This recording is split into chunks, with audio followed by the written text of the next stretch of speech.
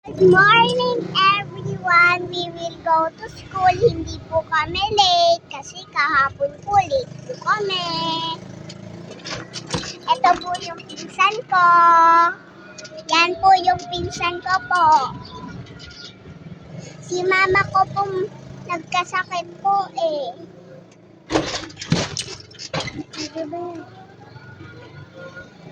Kagabi po.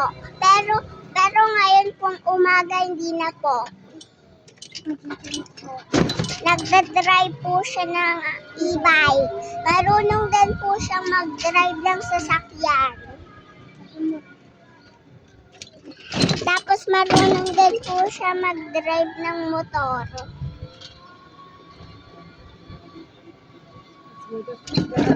Let's go to school, guys. Study well, kiddos. We will go to school because mag-aral ng mabuti. While i-ano yung money nyo,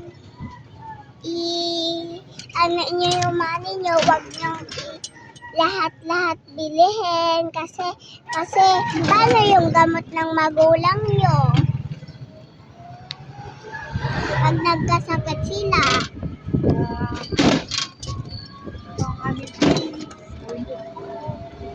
Ito ang aming suot para to go to school.